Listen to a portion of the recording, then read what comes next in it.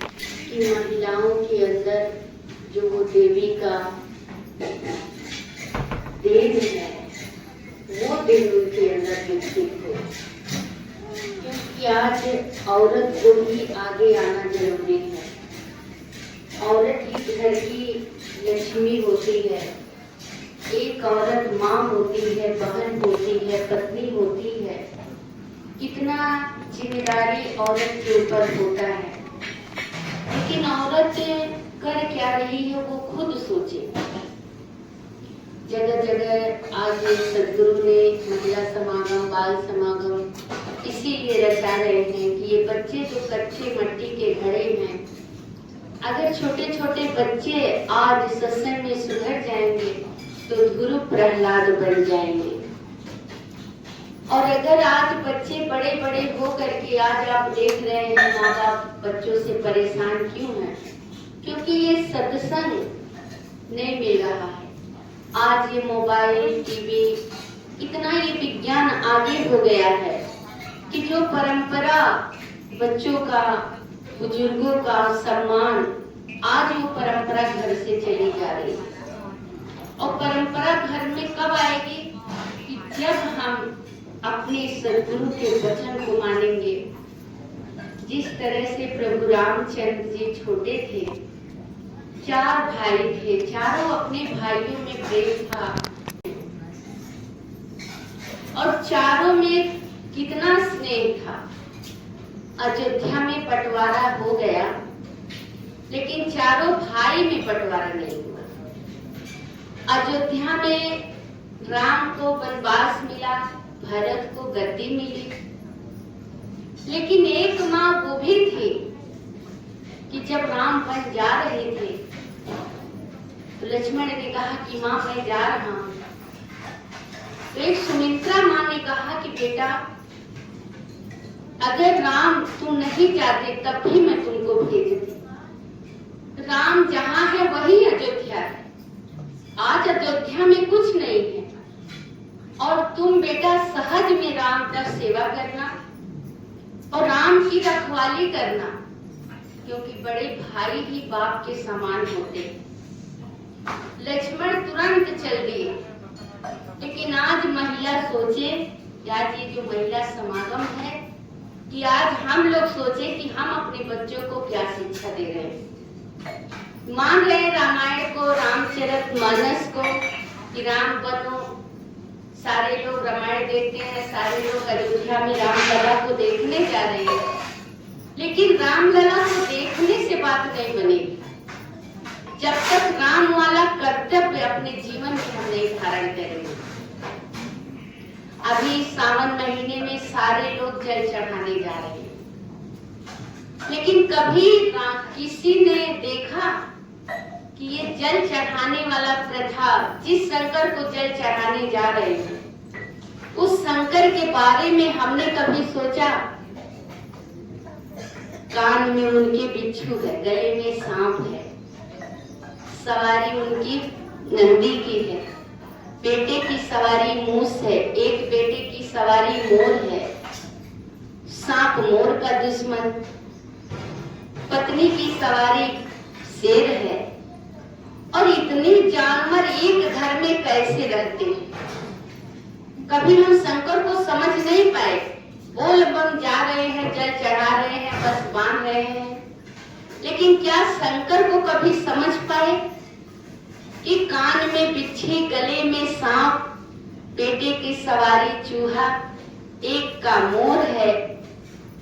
खुद जो शंकर जी हैं वो बैल की सवारी नंदी की करते हैं, और लेकिन फिर भी इतने रहते हैं एक साथ। क्या है ऐसा रहस्य? अभी मोर सांप को देखे तुरंत टूट पड़ेगा, चूहा सांप को देखे टूट पड़ेगा, बिच्छी कहाँ शांत रहने वाली हो, डंक मार देगी। जटे से गंगा बह रही है, चंद्रमा ललाट पे चंद्रमा बैठे हैं। समुद्र मंथन इसी सावन महीने में हुआ, जब बीच से निकला अमृत निकला, 14 रतन निकला, सारे लोग लिए, लेकिन जब वो बीच से हलाहल निकला कोई धारण नहीं किया, लेकिन उसको धारण कौन किया? शंकर जी। कि अपनी मेरे आराध्य की ये बनाई दुनिया, अगर एक बूंद ये गिरेगा तो दुनिया समाप्त हो जाएगी, लाओ इसका मैं पान कर लूं। और वो पान कर लिए। फिर उनको जल्दी से सांप लपेटा गया, गंगा जी को बुलाया गया, चंद्रमा जी को बुलाया गया, सारे लोग जल चढ़ाने लगे कि अरे आराध्य ने ये क्या कर लिया। और वो यही पकड़ लिए कि अरे मेरे तो अंदर मेरे राम और सीता बैठे हैं। वो उनको नमस्कार करते हैं, राम सीता को, राम सीता इनको नमस्कार करते हैं मेरे आराध्य। आज वही काम तो बाबा जी ने बताया, आप उनको नमस्कार करिए, वो आपको नमस्कार करें। लेकिन वो भाव कब बनेगा? सत्संग में जब हम आए तो 2 घंटा हमें बैठना, लेकिन क्या हम मन से 2 घंटा यहाँ बैठ पा रहे हैं? कहते हैं मेरा काम पूरा नहीं हो रहा है।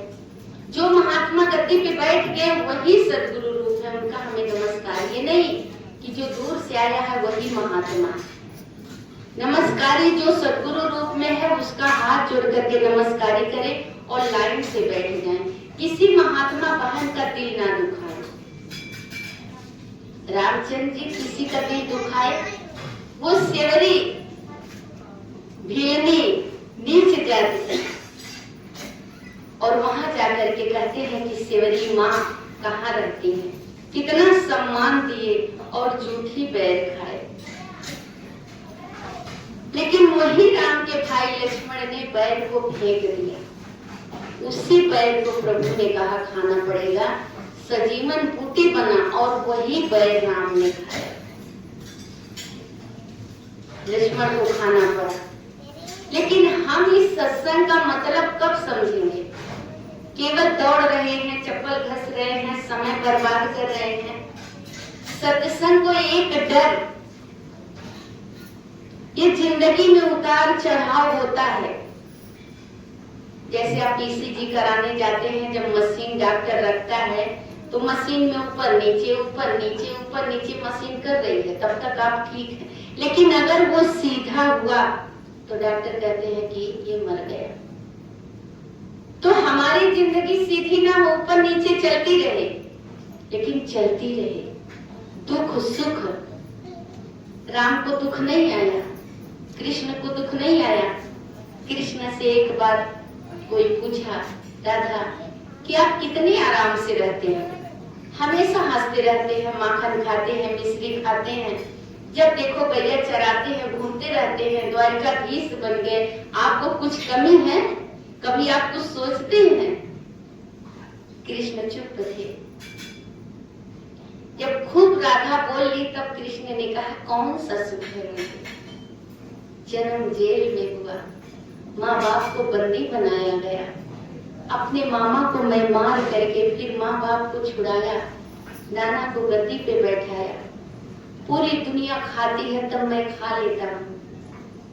पूरी दुनिया का भार मेरे ऊपर है, राधा में क्या सुखी?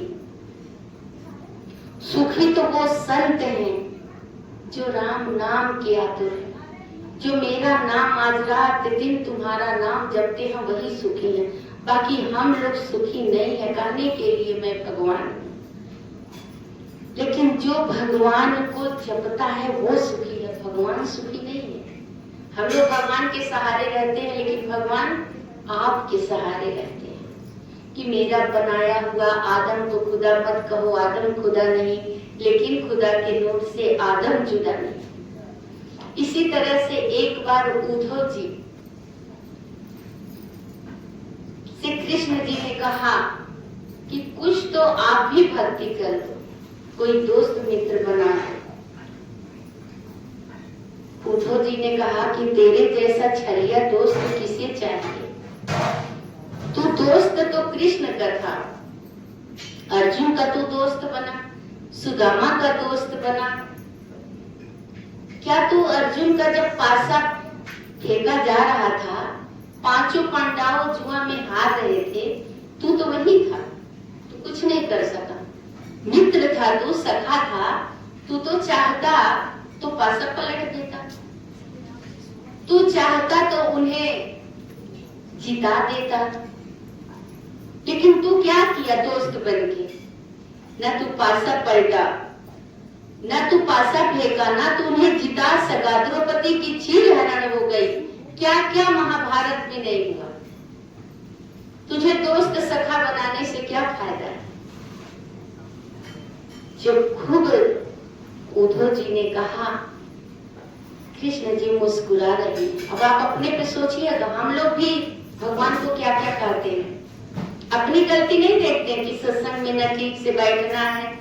रामचरितमानस में जैसे कहते हैं कि बिन सत्संग विवेक न होई, राम कृपा बिन सुलभ न सोई, भय प्राप्त मानुष की दहिया, गोविंद मिलन की अपेरी बनी। लेकिन क्या सत्संग में आते हैं, 2 घंटा सत्यनारायण का कथा 5 शंख बजने तक का इंतजार करते थे, नया कपड़ा पहनते थे, लीप पोत के बैठते थे, पैती पहन के, फूल माला पंजीरी सब कुछ इंतजाम रहता था, और बहुत सहज में सुनते थे। संस्कृत समझ में नहीं आती थी कि पंडित जी कलावती की कथा क्या संस्कृत में सुना रहे हैं। लेकिन आज ये सत्य का संदेश 2 घंटा सदगुरु ने कहा, मानो को मानो प्यारा एक दूजे का बने सारा। जब तक कपट मन से नहीं जाएगा, जब तक मन श्वास साफ नहीं होगा, तब तक भगवान मन में नहीं बसेंगे, तब तक ध्यान हमारा सत्संग में नहीं टिकेगा। कृष्ण जी मुस्कुरा रहे हैं, उद्धव जी डांट रहे हैं। कितना तुम्हारा दोस्त कृष्ण कृष्ण जप रहा है, खाने के लिए निवाला नहीं है। आपको वो मित्र बनाया है, आप द्वारिकाधीश है, क्या मदद किए? चाहते तो 1-2 गांव दे देते। और आप कह रहे हैं कि मैं कोई मित्र बनाऊं? क्यों मित्र बनाऊं? मित्र रहने से क्या सुख है? द्रौपदी के 5 पांडव हार रहे हैं, सुई के नोक के बराबर नहीं देने के लिए कह रहा है दुर्योधन, आप उनके मित्र हैं? जब खुद तानाशाह लिए तब कृष्ण मुस्कुरा के बोले कि विवेक और बुद्धि 2 होता है। उस दुर्योधन के पास विवेक आ गया, और यहाँ 5 के पास अहंकार है। मैं गांडीवधारी हूँ, मैं गदाधारी हूँ, मैं सत्यवादी हूँ। मैं तो बार बार पूछ रहा था क्या हो रहा है बताओ। तू चुप रह कृष्णा, तू क्या करेगा? तू चुप रह कृष्णा, तू क्या करेगा? लेकिन वहां उसके पास बुद्धि तो थी ही, विवेक भी आ गया कि मेरा पासा मेरा मामा फेंकेगा। लेकिन क्या इसके पास विवेक नहीं था कि मेरा पासा मेरा कान्हा फेंकेगा? कभी ये अपने मन में विचार किया? अगर ये थोड़ा भी मेरे कहने पे मैं बार बार वहीं खड़ा था, वहीं था, एक बार नहीं कहा कि मेरा पासा मेरा कृष्ण फेंकेगा। 18,000 छावनी सेना दुर्योधन ने मांगा और मैंने दे दिया। लेकिन उस समय इसके पास भाव था अर्जुन के कि प्रभु कहे कि मेरे पास तो देखो सेना है और मैं, कौन सेना लेगा कौन मुझे लेगा। लेकिन वहां इसे था कि ठीक है केशव, मैं तू मेरे साथ हो जा। मैं हो गया। लेकिन क्या वहां इसे मेरे साथ नहीं करना चाहिए था कि तू मेरे साथ हो जाए? मेरा पासा मेरा कान्हा फेंकेगा। तो पासा कह रहे हो पलटना, मैं दुनिया पलट देता। परले भी मैं ही हूँ, महाप्रलय भी मैं ही हूँ, नाश करने वाला मैं हूँ, उत्पत्ति करने वाला मैं हूँ। मैं तो सृष्टि को बना सकता हूँ, बिगाड़ सकता हूँ।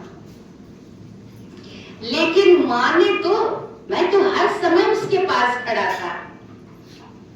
रही मेरे सुदामा मित्र की बात, कभी वो मुझसे मांगा ही नहीं, और जब मांगा तो मैंने 2 लोक दे दिया। वो जब मुझे तो समझता था कि मैं हूँ, वो कहे मैं मांगूंगा नहीं, और मैं कहता था मैं दूंगा नहीं। और सुदामा तो दलिद्र किस कारण थे कि चोर चना लाया चुरा के, और चना गठरी में कोई सेठ दे गया। पहले भी विद्यालय रहते थे, लोग दान करते थे, जैसे आज हॉस्टल है, लोग दान करते हैं, स्कूल चल रहा है। उस समय में भी स्कूल था, उसे पाठशाला कहते थे लोग। राजा महाराजा वहां ले जाते थे विद्यार्थी के लिए। कोई चना चोर आया और चुरा ले गया। फिर वो चुरा के ले गया, कहीं सत्संग हो रहा था, बैठ के सुना, फिर वो 10 किलो चना लाया, वापस कर गया। लेकिन गुरु माँ संदीपनी की पत्नी ने श्राप दे दिया। सुदामा उनके घर में कुछ सेवा करते थे, साथ में गुरुकुल में कृष्ण सुदामा सब लोग पढ़ते थे। गुरु माँ ने श्राप दिया कि मेरे बच्चों का आहार जो ले गया है खाएगा वो दरिद्र रहेगा। अब ये बात जब चोर चना रख गया, सुदामा ने देख लिया, कहा अरे इसे जो खाएगा वो जन्म जन्म दरिद्र रहेगा, इसको मैं चुरा के रख देता हूँ, मेरा कान्हा ना खाए, मैं सब खा लूंगा। अब वो जब चना खाए, पूछे क्या खाते हो, तो कुछ नहीं, दांत बज रहा है ठंडी से। कृष्ण रोते थे, समझते थे कि मेरा मित्र मेरे लिए सारा चना खा रहा कि मैं दरिद्र ना हूं। और जब समय आया वो मांगे नहीं, रोज एकादशी, तुआदशी होता ही नहीं था, लेकिन कहे हार गए, कहे उद्धव जब मैं हार गया इसके सत्यता से, तब इसके पत्नी के सहेली के मन में मैं सरस्वती को भेजा कि तू तो कुछ बोल जा। तब बगल वाले ने जाके कहा कि सुशीला, तेरे पति का मित्र द्वारिकाधीश है और तू इतना गरीब है, मित्र से सहायता तो ले लो, जाकर एक बार तो भेजो सुदामा को। अब ये रोज कहती थी।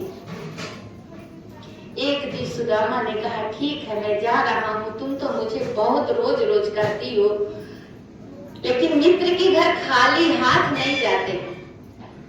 आप लोग भी सुनिए, गुरु के दरबार में आते हैं तो आप लोग बिस्किट ले लेते हैं, कुछ भी चावल। क्यों बाबा जी ने कहा कि समागम होता है सेवा करो, वही चावल आज बाबा हरदेव ने सेवा में लाने के लिए आप लोग से कहा कि चावल छठी, जिसकी छठी ना हो, आप लोग भी सेवा लेके दौड़ते हैं।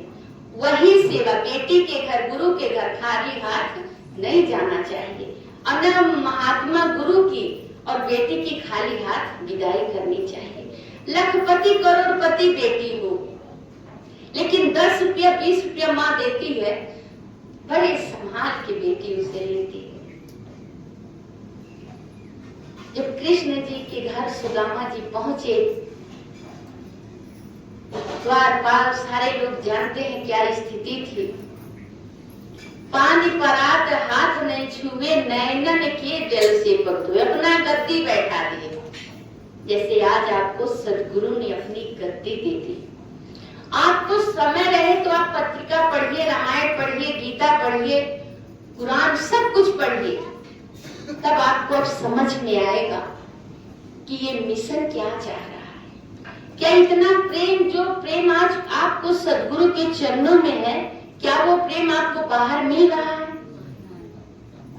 क्या वो भाई भाई में, माँ बाप, बेटी बेटा, देवरानी जेठानी, किसी में प्यार है?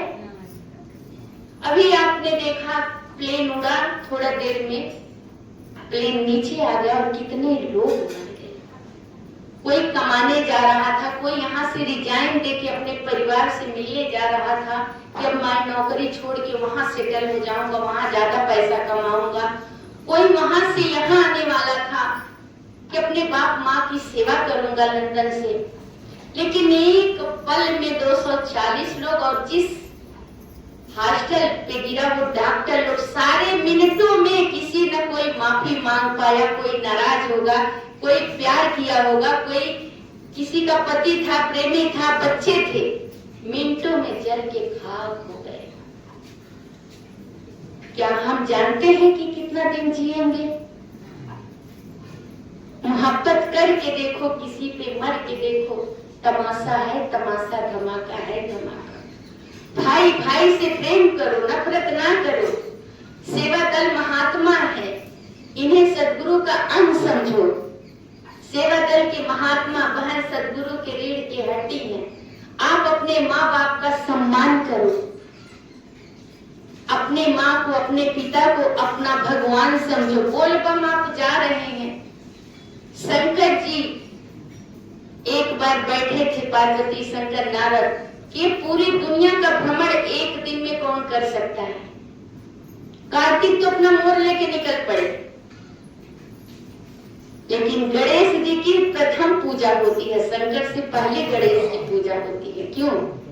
क्यों? अपने माँ बाप को बैठा के परिक्रमा कर लिए। अब जहाँ कार्तिक की मोर जाए वहां मुस्का पाए। जब आए देखे कि अरे ये तो कहीं गया ही नहीं। बोले मेरे माँ बाप आकाश और धरती यही तो है, मुझे दुनिया में लाने वाला कौन है? यही माँ है, यही बाप है। 2 जोड़े कपड़ा माँ बाप पहन के फीस देना है, शादी करना है। अगर पिता का मन है आम खाने के लिए मजदूरी करता है, लेकिन वो 1 किलो आम लेके नहीं खा सकता है।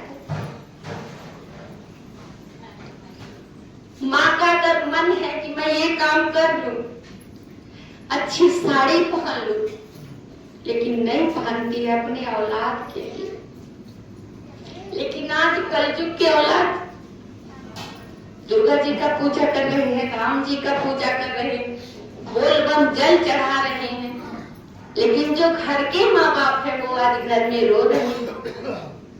तो ऐसा काम हम ना करें।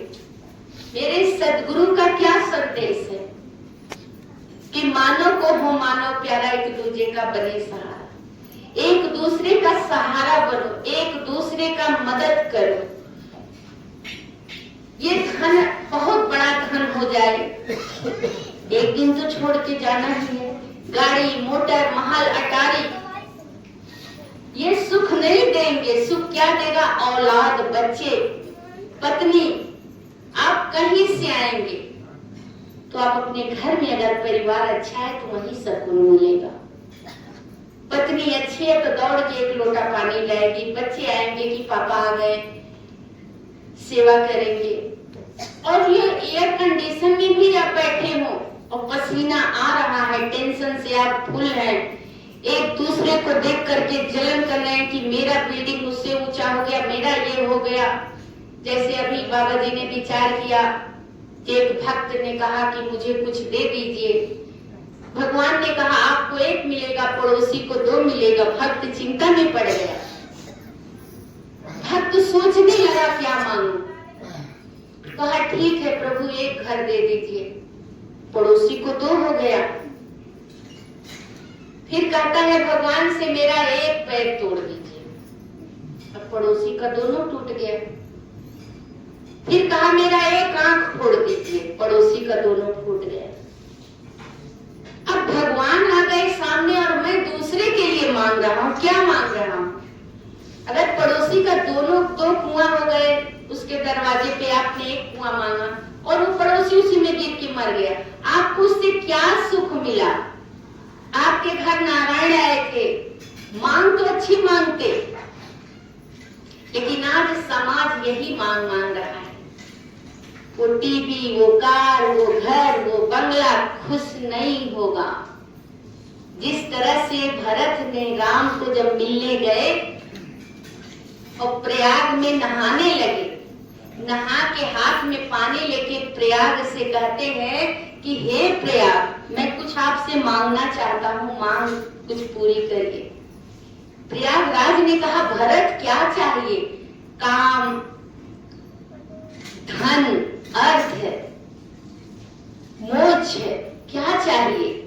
बोले मैं निर्गुण पार ब्रह्म का उपासक हूँ, मुझे मोक्ष नहीं प्राप्ति करनी है, धन नहीं चाहिए, अर्थ तो बिल्कुल नहीं। अर्थ ने ही तो मेरे घर में अनर्थ कर दिया, मेरी माँ कैकेयी ने बंटवारा कर दिया, अर्थ के कारण ही मुझे अर्थ नहीं चाहिए। बोले तब क्या चाहिए भरत? बोले जय जन्म जन्म अपने भाई के चरणों का मैं सेवा करूं। राम जैसा भाई हो, कौशल्या जैसी माई हो, जो मैंने इतना बड़ा गुनाह किया, मेरी माँ ने मुझे कलंकित कर दिया, मैं मुंह दिखाने के काबिल नहीं हूँ, मुझे आशीर्वाद दो। प्रिया कि मैं अपने भाई से जब मिलूं तो मेरा भाई मुझसे मुंह ना चुराए, राम कहीं मुंह ना फेर ले। मैं मनाने जा रहा हूँ, क्या वरदान वो मांग ली, मैं तो जीते जी मर गया। मैं तो अपने राम के चरणों का अनुयायी था। आज भी क्या हम रामायण गीता भागवत गांव गांव में कर रहे हैं? क्या राम के कर्म को अपने जीवन में उतार रहे हैं? राम ने तो इतना लिख दिया, इतना कर दिया रामचरितमानस को, क्या उसके एक एक बिंदु को कभी हमने देखा कि रामायण क्या कह रही है? राम ने क्या किया, लक्ष्मण भरत ने क्या किया? और जब राम देखते हैं तो भरत को सीने से लगा लेते हैं, दोनों भाई रोते हैं। 4 दिन तक मीटिंग चला, कोई नहीं, सब एकदम बेउत्तर थे कि कौन कहे भरत को और कौन राम को समझाए। दोनों का प्रेम अगाध है।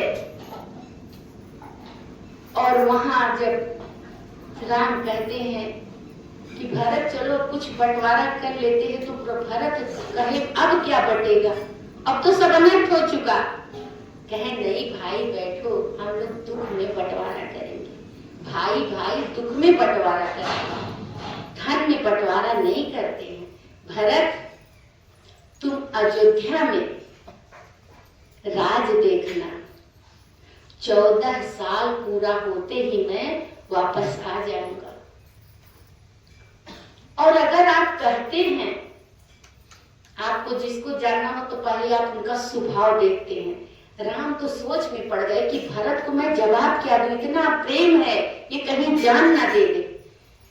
लेकिन फिर वो अपने आराध्य का सुमिरन किए, जैसे आप लोग सुमिरन, वो अपने शंकर को बुलाए, सुमिरन किए, मन शांत हुआ कि मेरा भरत तो मेरा वचन नहीं काटेगा।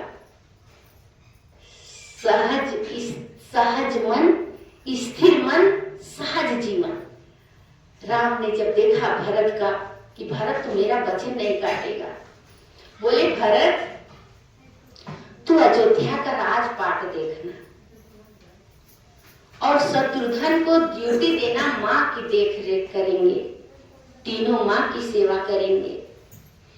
और हम और लक्ष्मण यहाँ हैं, लेकिन भरत तू मेरा प्रिय है, भाई है, मेरा जिगर है। तू अगर आदेश दे, तू अगर चाहता है राम कलंकी हो जाए तो राम अयोध्या लौट जाएंगे, लेकिन रघुकुल रीत सदा चली आई, प्राण जाए पर वचन न जाए। चंद्र टरे सूर्य टरे, डरे जगत व्यवहार, राजा हरिचंद्र का टरे ने सत्य विचार। कि एक वो पूर्वज थे, एक दिलीप जी थे, एक भागीरथी जी थे कि गंगा को स्वर्ग से धरती पे ला दिए, उसी के पूर्वज वो हमारे थे। आप बताओ भरत हम क्या करें?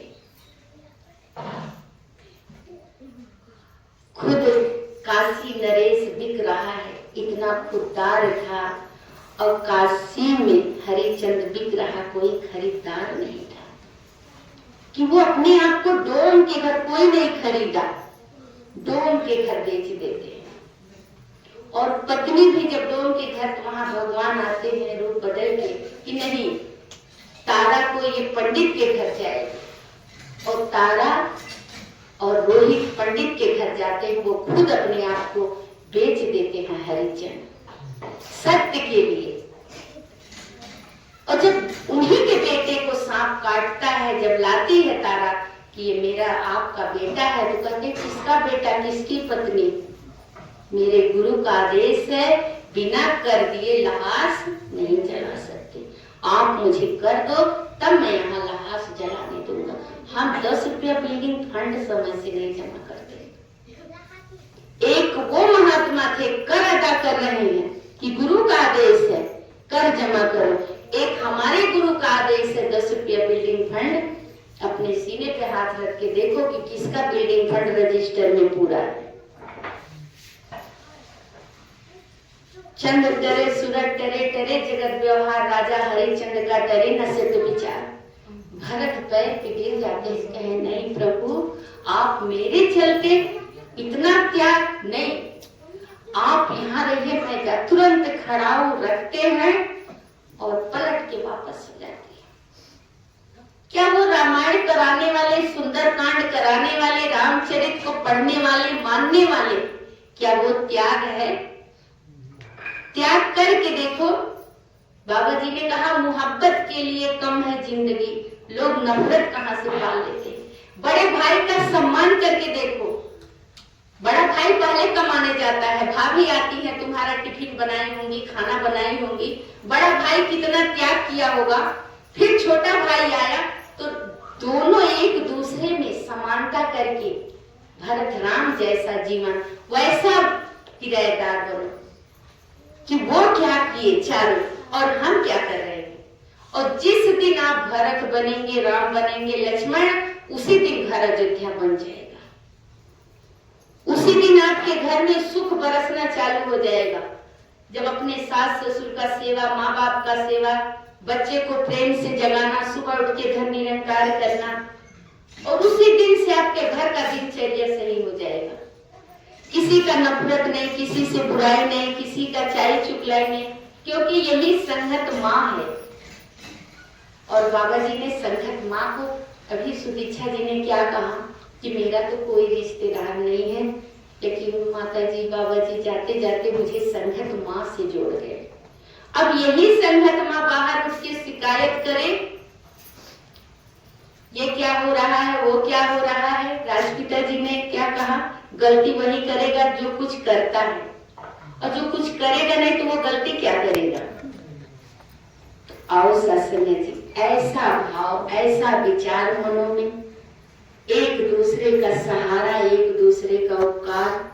ये सीजन का जो फल है आम, वहां अपने माँ बाप पुरनिया है, अगल बगल में है, उन्हें ले जा करके ये सेवा करो। रतन धन है ये। किसी के घर पे आम नहीं आता होगा, किसी के घर पे मिठाई नहीं आती होगी, ऐसा सेवा करो। 10 साड़ी रखे हैं, बैलेंस बैंक है, वो कुछ काम में नहीं आएगा। यही आएगा कबीरा जब हम पैदा हुए, जब हंसा हम रोए, ऐसी करनी कर चले हम हंसे जब रोए।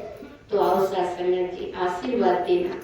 दासी का कई जगह प्रोग्राम मिलाऊं से दासी को पता ही नहीं, लेकिन यहाँ का तबियत भी नहीं ठीक था, दांत में दर्द, लेकिन सदगुरु की इतनी बड़ी कृपा कि ये माँ का गोद है, यहाँ पर आने से हर दुख दूर हो जाता है।